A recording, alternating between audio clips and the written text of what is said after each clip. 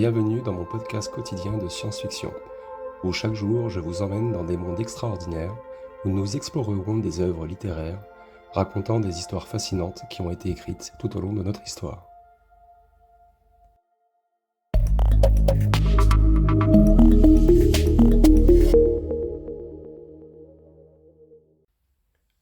Bonjour à toutes et bonjour à tous, très chères auditrices et très chers auditeurs.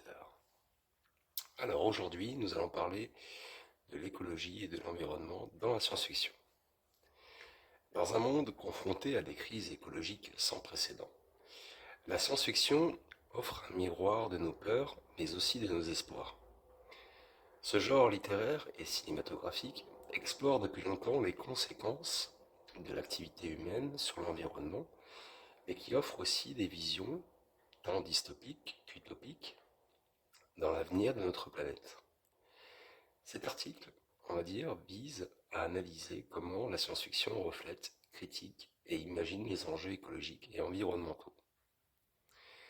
Alors commençons déjà par une brève histoire et de son évolution.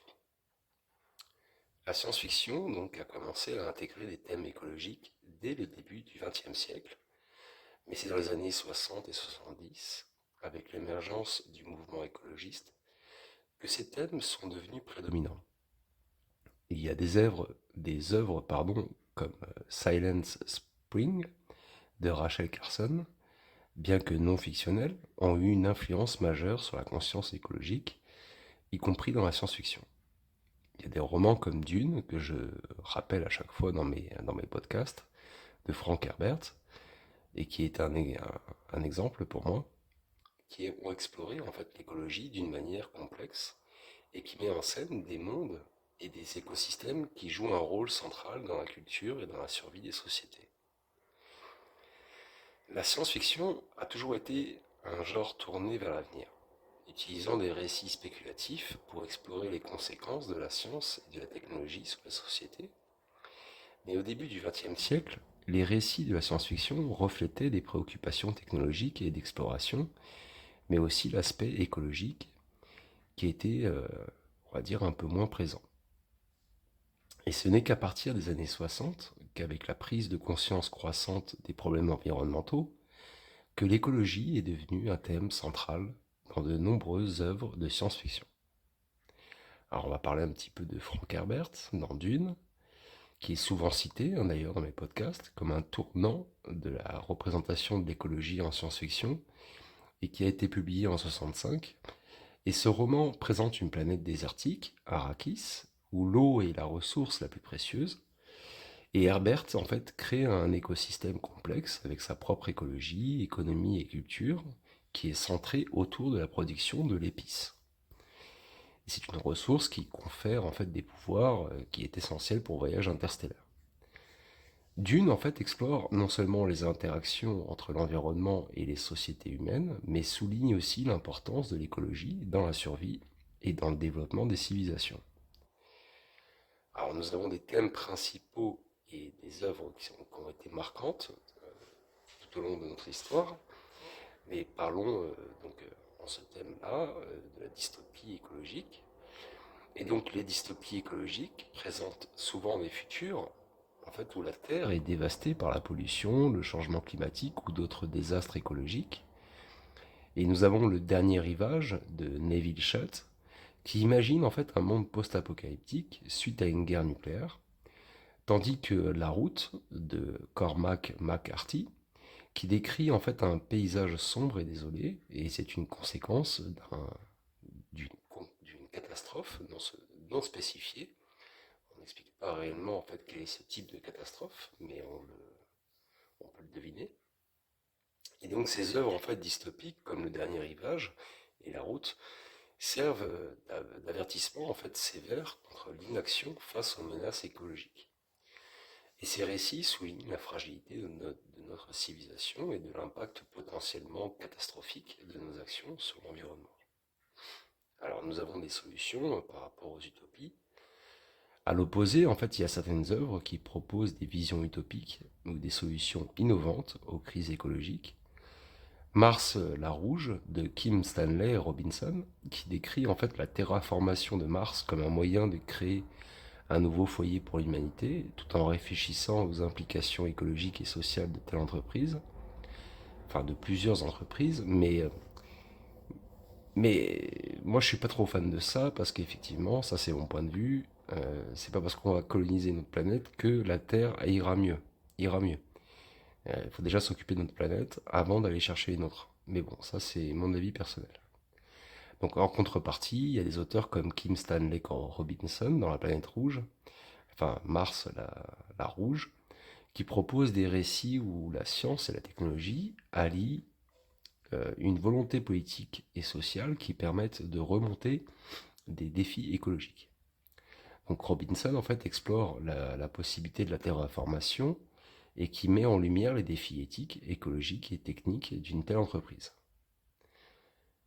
On a une conscience aussi, très chers auditeurs, de l'aspect écologique. Parce que, au-delà des récits de catastrophes, la science-fiction, elle explore aussi la formation de la conscience écologique et des sociétés durables. Ecotopia, de Ernest Callenbach, qui imagine en fait la sécession de la côte ouest des États-Unis pour former une société écologiquement stable et socialement équitable. Ecotopia, en gros, est un exemple qui marque une œuvre qui imagine une société qui a réussi à intégrer l'écologie au cœur de son fonctionnement et qui propose un modèle de vie durable. Ce roman est inspiré de nombreux lecteurs et penseurs qui envisagent des alternatives réalistes au mode de vie actuel. Je vous prie de m'excuser, j'ai le nez enrhumé. Enfin, je suis un peu enrhumé. L'impact et la résonance actuelle. Alors, la science-fiction ne se contente pas de prédire l'avenir, elle influence également notre perception des enjeux écologiques et peut inspirer des actions concrètes, et donc des discussions sur le changement climatique, la perte de la biodiversité, la durabilité sont désormais courantes, et donc la science-fiction continue de jouer un rôle crucial dans l'imaginaire collectif. Elle nous pousse à envisager et à travailler vers des futurs plus verts. La science-fiction écologique ne se limite pas à l'imaginaire.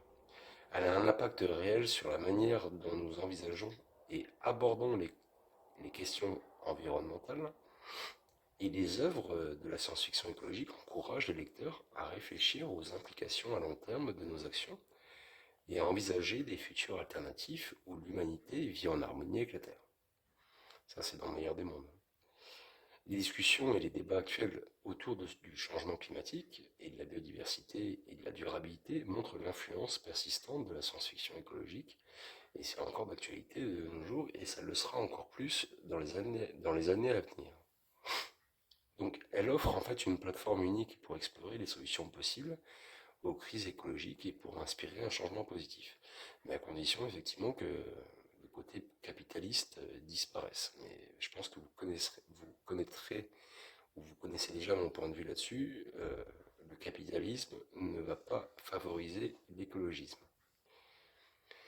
Donc nous avons des enjeux écologiques à travers le prisme de la science-fiction qui sont représentés.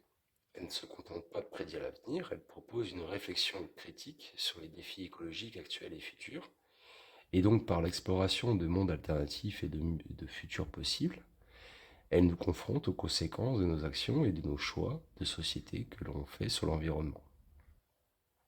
Mais alors quel est le rôle de la technologie dans cette écologie? Eh bien, il y a des nombreuses œuvres de science-fiction dont la technologie joue un rôle ambivalent en fait dans les enjeux écologiques. D'une part, elle est souvent présentée comme la cause de désastres écologiques. Elle illustre les dangers d'une foi aveugle dans le progrès technique, sans considération pour ses impacts environnementaux. Mais d'autre part, la science-fiction explore aussi le potentiel de la technologie pour résoudre des crises écologiques, que ce soit à travers la terraformation, les énergies renouvelables ou les systèmes écologiques artificiels. Donc, comme exemple, on a la trilogie de Mars de Kim Stanley Robinson qui examine minutieusement le potentiel de la technologie pour créer une société durable sur une nouvelle planète. Et cette série souligne l'importance de l'équilibre entre le développement technologique et la préservation de l'environnement, et qui propose une vision nuancée, je dirais, de la colonisation spatiale, où les considérations écologiques sont primordiales. Parlons d'éthique et d'écologie. La science-fiction met également en lumière les questions éthiques soulevées par les crises écologiques. Elle interroge notre responsabilité envers les générations futures, et c'est d'autant plus vrai de nos jours, en 2024, que les autres espèces et la planète elle-même. Ces récits, en fait, nous invitent à réfléchir à nos valeurs et à la manière dont elles façonnent notre interaction avec l'environnement. Je vous en ai déjà parlé dans un podcast précédent, il me semble, Le Dernier Homme de Marie Shelley, qui a été publié en 1826 et qui est considéré comme l'un des premiers romans de science-fiction qui explore les conséquences d'une pandémie mondiale dans un futur lointain et qui offre une réflexion précoce sur l'isolement, la perte et la finitude dans le contexte d'une catastrophe globale. Bien que l'aspect écologique ne soit pas au centre de l'œuvre, le roman aborde des thèmes de survie et d'éthique qui résonnent avec les préoccupations contemporaines en matière d'écologie.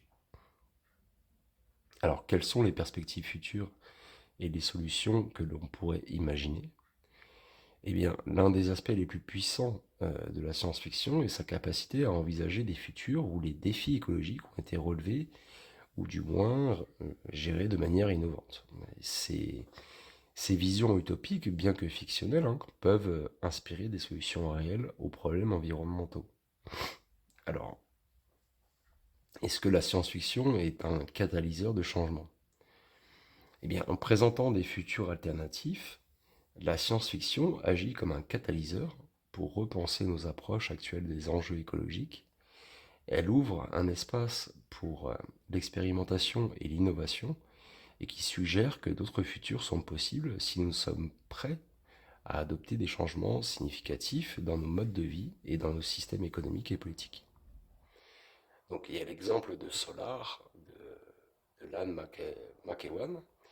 Solar, en fait, aborde le thème de changement climatique avec un mélange d'humour et de critique sociale. Et à travers le personnage principal, un physicien nobeliste, à la fois génial et profondément imparfait, McEwan explore les complexités de la lutte contre le changement climatique et souligne à la fois l'urgence de la situation et les obstacles humains, politiques et économiques à l'action. Alors, est-ce que nous allons vers un avenir qui est soutenable?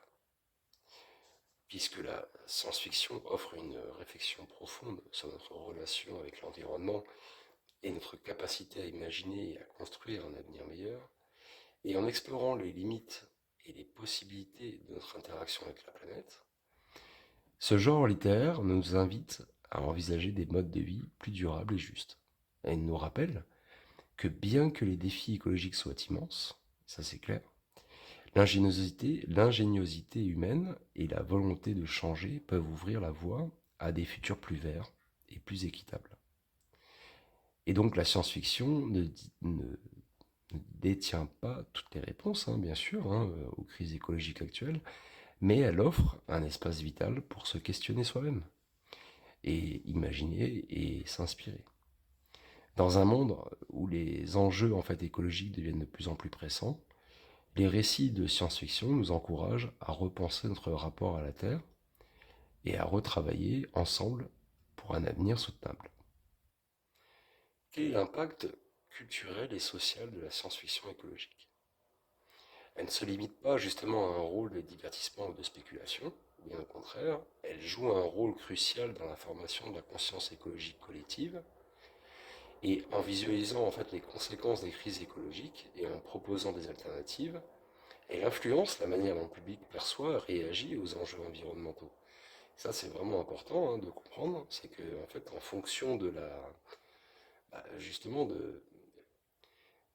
des propositions qui ont été faites par les hommes, eh bien, ça influence de manière drastique et significative la perception du public qui s'intéresse au sujet.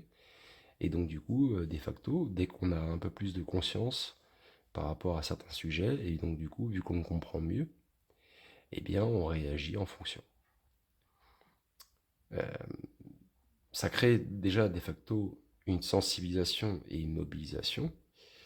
Et donc les œuvres de science-fiction écologique peuvent agir comme des outils de sensibilisation en les rendant, on va dire, plus accessibles environnementalement parlant et engageantes pour le grand public et qui incarnent des enjeux écologiques dans des récits et des personnages captivants et facilitent une prise de conscience émotionnelle et intellectuelle qui peuvent motiver l'action et le changement dans la vie réelle. Euh, Moi, j'ai pris l'exemple de Wall-E, de Pixar, bien que principalement c'est un film d'animation pour enfants. Wall-E, en fait, c'est un film de science-fiction qui aborde des thèmes profonds tels que le consumérisme, la gestion des déchets et la solitude dans un monde post-apocalyptique. Et en suivant l'aventure d'un petit robot nettoyeur de déchets sur une terre abandonnée, eh bien, Wall-E, en fait, offre une critique poignante de l'impact environnemental de l'humanité, tout en véhiculant en fait un message d'espoir et de renaissance. Et la science-fiction éduque aussi sur l'environnement. Parce que au-delà de son impact culturel et social, la science-fiction écologique peut également servir d'outil pédagogique. Elle intègre des concepts écologiques complexes avec des récits attrayants qui stimulent l'imagination et la réflexion critique. Donc nous avons des littératures dans les cours d'écologie et dans ces programmes éducatifs, en fait en particulier dans les cours d'écologie et de sciences environnementales, on peut enrichir l'enseignement en offrant des perspectives diversifiées sur les problématiques et environnementales. Et ça permet aux étudiants en fait de mieux saisir les implications éthiques, sociales et technologiques des enjeux écologiques. Et pour moi, ça c'est un pont vers l'avenir, un passage vers l'avenir. La science-fiction écologique n'est, on va dire, elle n'est plus ni moins qu'une simple évasion littéraire, hein, bien sûr, mais elle est un pont aussi vers l'avenir et nous invite à envisager et à créer des mondes où l'harmonie entre l'humanité et la nature est possible. Elle nous rappelle que l'urgence d'agir face aux crises écologiques nous inspire à chercher des solutions innovantes pour un avenir durable. Et donc c'est un champ fertile d'exploration, de dynamique entre l'humanité et son environnement, qui offre à la fois des avertissements et des visions d'espoir, et elle est essentielle pour comprendre et aborder des défis écologiques de notre époque. En conclusion, je pourrais dire que j'ai sommarisé, enfin, on va dire que j'ai détaillé ça comme ça, mais la représentation de l'écologie et de l'environnement dans la science-fiction, c'est un reflet de nos inquiétudes et de nos espoirs face à la crise écologique. Et en explorant les conséquences de nos actions et en imaginant des alternatives, la science-fiction nous offre des outils pour réfléchir à notre relation avec la planète. Et elle nous rappelle que même dans les futurs les plus sombres, même les futurs qu'on peut imaginer les plus sombres, il y a toujours de la place pour l'espoir et le changement. Et donc cette science-fiction écologique joue un rôle crucial dans notre compréhension des enjeux environnementaux et dans la promotion d'une prise de conscience écologique. Et donc en imaginant les conséquences de nos actions sur l'environnement et en explorant des alternatives durables, la science-fiction nous pousse à réfléchir à notre responsabilité envers la Terre et notre potentiel pour créer un avenir meilleur. Voilà, je pense que j'ai fait un petit peu le tour là-dessus, sur l'écologie, brièvement, mais je pense que c'est un bon point à réfléchir. N'hésitez pas, si vous le souhaitez, à commenter un petit peu dans la barre de commentaires en bas. Et dites-moi en plus si vous avez des sujets sur lesquels vous voulez aborder par rapport à l'écologie. Mais moi, je trouve ça super intéressant et j'ai mis un petit peu de temps pour faire cet article, mais selon moi, il y a d'autres exemples à prendre en compte, bien sûr, hein. Il n'y a pas que ça qu'il faut prendre en compte, mais par exemple, voilà, moi je vous recommande de lire un petit peu les sujets que je vous ai donnés, comme Le Dernier Homme de Marie Shelley, par exemple, qu'il faudrait lire, hein, qui est très intéressant, et voir le film de Wall-E aussi, qui est pas mal aussi, de Pixar, qui est pas mal, qui vous met un petit peu dans la condition. Mais voilà, je vous recommande de chercher par vous-même aussi, hein, de faire vos propres recherches. Mais en tout cas, vous avez un article un petit peu complet, je suppose. Et donc n'hésitez pas, voilà, à partager, à laisser des commentaires et interagissez sur les réseaux pour partager cet article qui, selon moi, est très intéressant. Je vous souhaite à tous une très belle journée ou une très belle soirée, peu importe quand est-ce que vous regardez ça. Et je vous dis à très bientôt pour le prochain podcast. Ciao, bisous.